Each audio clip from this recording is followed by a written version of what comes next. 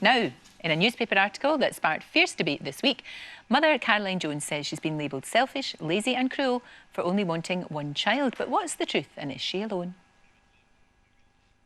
Halle Berry, Kate Moss, Elizabeth Hurley and Hillary Clinton are just some of the famous faces who have only one child.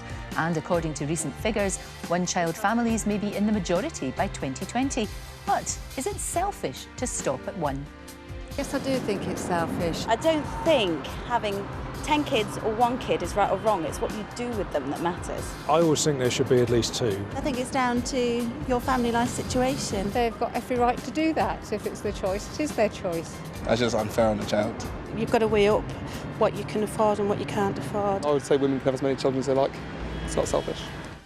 Well, there you are. Caroline joins me now, along with parenting author and mum of three, Liz Fraser. Did you know when you wrote the article it was going to involve you getting well pilloried, really? You've had a tough time, haven't you?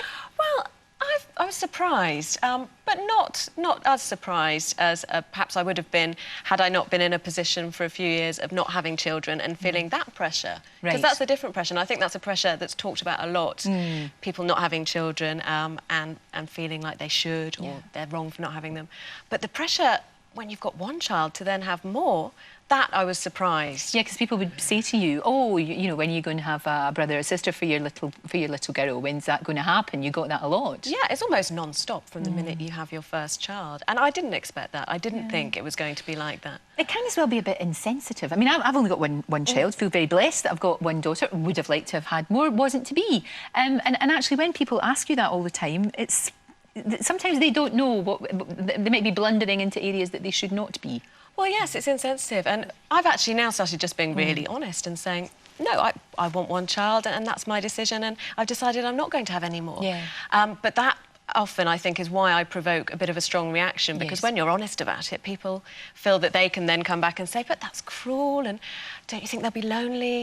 Isn't it nasty not to give them brothers and sisters? Have you really thought about that? And or you'll change your mind. That's another one I get. Do you get that? But you won't? All the time. You no, don't think you will? No, because that's what you want to do. I've made that decision, and I'm not against big families. I think big families can be brilliant, but for me, the right decision is to have one child, and I think lots of women are the same. And the response that I've had over 600 comments on the paper website saying the same thing, saying thank you for speaking up. I feel under that pressure, and I only want to have one. And it might be for financial reasons, it might be health reasons, or perhaps just that they decided that that's the right number. That's the choice. Is that what it should be about, Liz? It should be about, you know, you've got three. I have. And some people want to have more than that, some people want to have less. It should just be your choice. It should absolutely be your choice. When I heard about the article, the response that you'd had to this article, I couldn't believe it. I couldn't believe that people felt that they had any place to comment on how anybody chooses, and it is your choice. And I think that was partly the question here. It wasn't that you couldn't have further children, but that you had come out and said, I have chosen to only have one.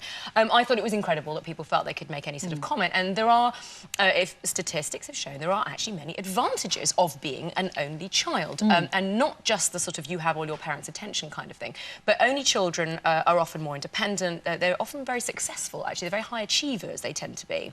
Then again, on the flip side, there is this thing that we feel, I think, sort of as humans, we always used to come from quite large families, because with humans would reproduce and reproduce, and this idea of selfishness of only children, of sort of being quite controlling because you never have to share when you're in your home environment. I think that's one of the main things that people pick up on. I've had a huge amount of correspondence on this via Twitter. A lot of only children who are now adults getting in touch with me saying, I would never have an only child. As an only child, I would never have one. Right. Because I miss siblings. I wish I'd had siblings. And also... They might have an idealised idea in their head of what siblings are like, because some siblings don't actually get on that well, you know? I've had just as many people saying, I can't stand my brother or my sister, you know, and of course, as parents get older, you are then, as an only child, you're the only person who can care for them, who can look after them, so you shoulder all of that burden. But my main point would be, never have a child if you don't want that child. Don't produce a child just to have a sibling for somebody.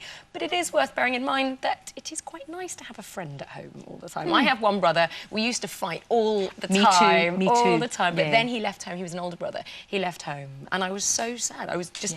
Everything kind of disappeared. I've got a baby brother. Well, 6 years younger, and we fought like cat and dog when we were young, and now he's, you know, he's one of my favourite people in the world. He's fantastic. You know, he really is. So it can do. But you're happy. Your husband's happy. Your little girl's happy.